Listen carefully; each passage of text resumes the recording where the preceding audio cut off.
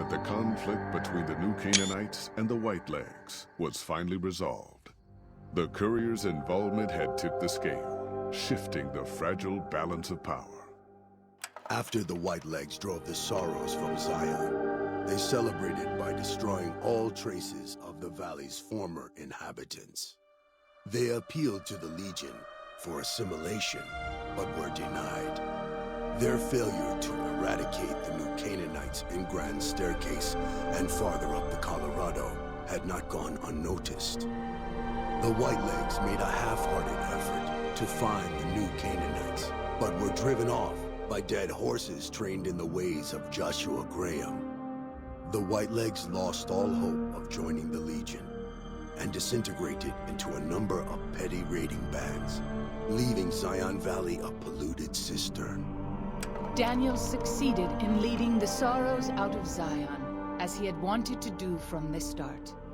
The courier protected the sorrows during the evacuation, ensuring that most reached their destination unharmed.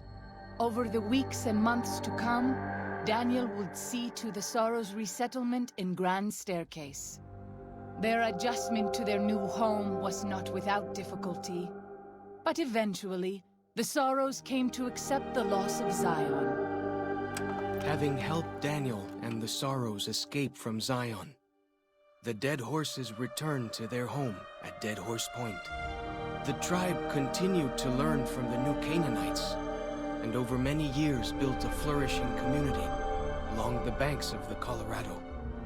Though the tribe's bond would endure, it was Joshua Graham's legend the dead horses would revere, not the tenets of New Canaan's faith.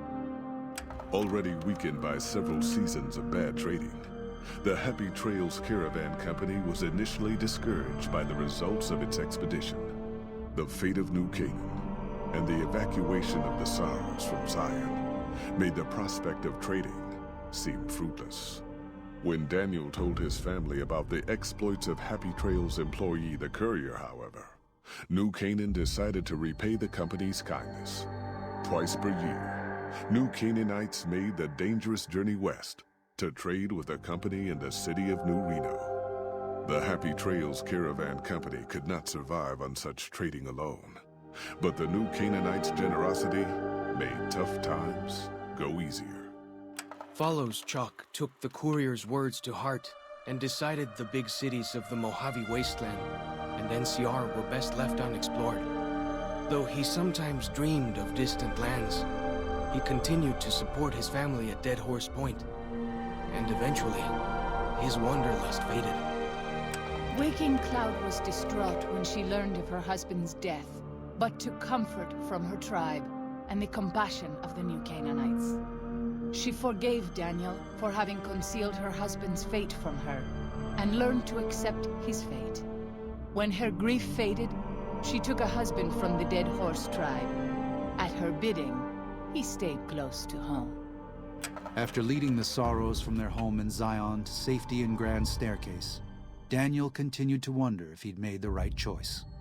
He spent his life evangelizing the beliefs of his people to a new generation of young men and women, as his ancestors had for centuries before him. He was happy with his family. But for the rest of his life, there were nights when he awoke with sadness to find he had been dreaming of Zion. And with that, the courier walked out of the history of the tribes of Zion and back to the gathering storm of the Mojave Wasteland.